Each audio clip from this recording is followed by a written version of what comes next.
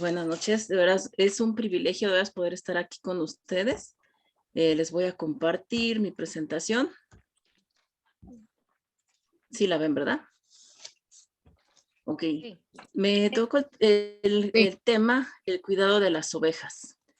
Y es un tema para prepararnos para nuestra conferencia. Y este tema me encantó porque, bueno, es algo que a mí me gusta mucho, ¿no? El ver cómo Jesús cuidaba de la iglesia, de sus ovejas, y el profundizar un poco más ahora para nuestra conferencia, de veras me hizo ver cuánto se invierte en eso, ¿no? Vamos a empezar viendo lo que implica el cuidado de las ovejas. ¿Qué es cuidar una oveja? El pastor provee de alimento y de agua. En el Salmo 23 vemos eso, ¿no? Como la comparación de poder ser, cómo Dios nos provee de alimento y de agua, ¿no? El pastor defiende de los depredadores a las ovejas, ¿no? En Juan 10:11 habla sobre el dar la vida por las ovejas, ¿no? Los depredadores pueden ser lobos, hienas, muchas, los osos. Entonces, el pastor siempre está dispuesto a defender las ovejas de esos depredadores. En Éxodo 22 nos enseña también que cuando alguien le encarga a un pastor su rebaño, y si ese pastor pierde o le roban una oveja, tiene que pagar al dueño por esa oveja. Dejar las ovejas en un lugar seguro para buscar a otra perdida, golpeada, lastimada o cansada, y cargarla en los hombros, como dice en Lucas 15, ¿no? Que el pastor carga en los hombros a las ovejas cuando están heridas. Por la noche reunir al rebaño en el redil, que es un corral de piedras. Y aquí es muy interesante porque no es nada más como ya llegó, los reúno y ahí se queda. No, dice que en ese corral de piedras hay un espacio donde el pastor se queda a dormir para velar por las ovejas. O sea, no nada más es llegar y bueno, ya me voy a mi casa y ya no, sino se queda ahí vigilando, ¿no? Parte de cuidar las ovejas, pues es estar en el cruzamiento de las ovejas, en su parto y aun cuando se trasquilan. Y aparte de todo eso físico, hay una relación íntima, ¿no? Que se crea en el cuidado de las ovejas. El pastor, como hombre, conoce el temperamento de cada oveja y la oveja reconoce su voz. Hay un lazo de obediencia, ¿no? Como dice en Juan 10:4, ¿no? Que las ovejas reconocen la voz del pastor. Entonces, eso es como las más importantes, ¿no? Pero hay muchas más, ¿no? Que de veras lo que implica, ¿no? De cuidar una oveja lleva mucho tiempo, ¿no? O sea, no es nada más así como que nada más las llevo al campo y ya, ¿no? O sea, implica muchas cosas, ¿no? Mucho trabajo. Entonces, vamos a empezar en Mateo 9, del 35 al 38, y aquí nos dice: Jesús recorría todos los pueblos y aldeas enseñando en las sinagogas, anunciando las buenas nuevas del reino y sanando toda enfermedad y toda dolencia. Al ver a las multitudes, tuvo compasión de ellas, porque estaban agobiadas y desamparadas como ovejas sin pastor. La cosecha es abundante, pero son pocos los obreros, les dijo a sus discípulos. Pídanle, por lo tanto, al Señor de la cosecha que envíe obreros a su campo. ¿Por qué diría estas palabras Jesús? Vamos a ver el contexto. El contexto de esta escritura habla, en el capítulo 3, primero Jesús fue bautizado, y ahí es donde comienza, ¿no?, su ministerio. En el capítulo 4 comienza a proclamar, vuélvanse a Dios, y empieza a hacer el llamado de los primeros discípulos. En el capítulo 5, del 5 al 7, comienza sus enseñanzas, que es el Sermón del Monte, lo que conocemos como el Sermón del Monte, y enseña muchas cosas, ¿no?, en todos esos capítulos. Después de que ya enseñó, ¿qué creen? En el capítulo 8 empieza a hacer cosas, ¿no? No nada más hablar la enseñanza, sino empieza sanando enfermos y aún resucitando, ¿no? ¿Qué enfermos sanó? Pues sanó un montón de enfermos, ¿no? Sanó a la suegra de Pedro, a un leproso, al criado del capitán romano, a los endemoniados de Gádara, el paralítico, la mujer con derrames, resucita a la hija de Jairo, sana a 2 ciegos y a un mudo. Después de esos versículos, si ustedes se dan cuenta, llega hasta el 9:34. En el 35, que es la escritura que les presenté, del 35 al 38, nos resume ahí al principio, ¿no? Que decía, Jesús recorría todos los pueblos, aldeas, enseñando, ya vimos, ¿no? El Sermón del Monte enseña, anuncia las buenas nuevas del reino, ¿no? Y sana toda enfermedad y toda dolencia, que eran los demás capítulos, del 7 al 9. Entonces, del 8 al 9, perdón. Aquí hace el resumen de todo lo que ya había pasado. Y después de hacer todo eso, se fijan, dice Jesús, Jesús enseñó, Jesús hizo, Jesús anunció, Jesús sanó. Y después de eso, él, al empezar su ministerio, ve a toda esa multitud, o sea, vio cuánta gente llegaba, ¿no? Y dice que lo primero que sintió fue compasión. Dice que porque vio a la gente agobiada y desamparada, como ovejas sin pastor. Y aquí habla de las ovejas sin pastor, ¿no? Que en este caso, en nuestra conferencia, van a ser nuestras amigas. Entonces, Dios nos llama a que podamos ser esas discípulas que nos bautizamos, que anunciamos las buenas nuevas, que ayudamos a la gente a sanar sus heridas, pero sobre todo que la compasión nos guíe, ¿no? Dice que entonces le dijo a sus discípulos, ¿no? La cosecha es abundante, pero son pocos los obreros. Seguido de estos versículos, viene en Mateo en el capítulo 10, de 6 a 8, y dice, vayan más bien a las ovejas descarriadas del pueblo de Israel. Donde quiera que vayan, prediquen este mensaje. El reino de los cielos está cerca. Sanen a los enfermos, resuciten a los muertos, limpien de su enfermedad a los que tienen lepra, expulsen a los demonios. Lo que ustedes recibieron gratis, denlo gratuitamente. Si se fijan, él empezó su ministerio y él hizo primero las cosas. Después de que se da cuenta que necesita, porque hay mucha necesidad, empieza a delegar. ¿Y qué hace? Antes de estos versículos, antes del versículo 6, elige a los 12 discípulos y dice la Biblia que les da la autoridad para sanar, para enseñar y para resucitar, ¿no? Muertos. Entonces, ¿qué pasó? Les dio una encomienda, ¿no? Y les dijo que todo lo que él hizo de anunciar el mensaje, de sanar y todo, dice, vayan ahora ustedes y háganlo. Que ustedes recibieron esto gratis, ahora hagan ustedes igual, ¿no? Gratuitamente.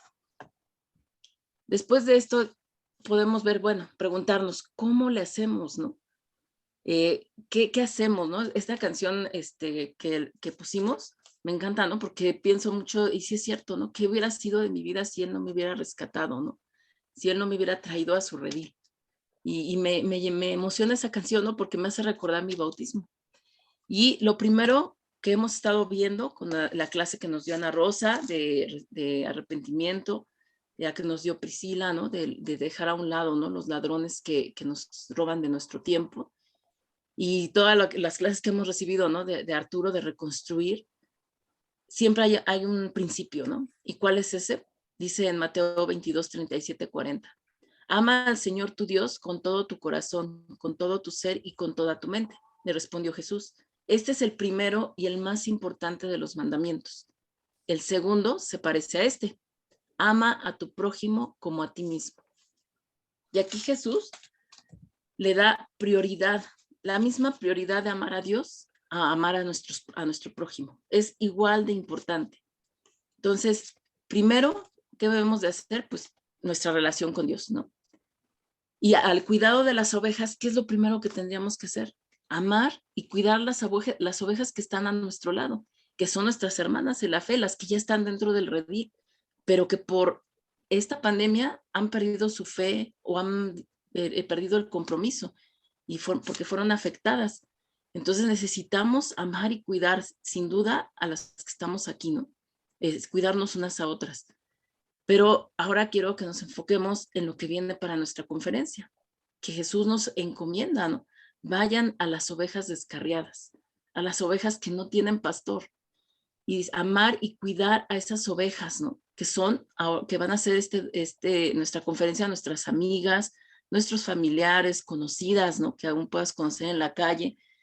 Y yo quiero animarte, hermana, a que ese cuidado, si tú te fijas en todo lo que implica cuidar a una oveja, no es fácil.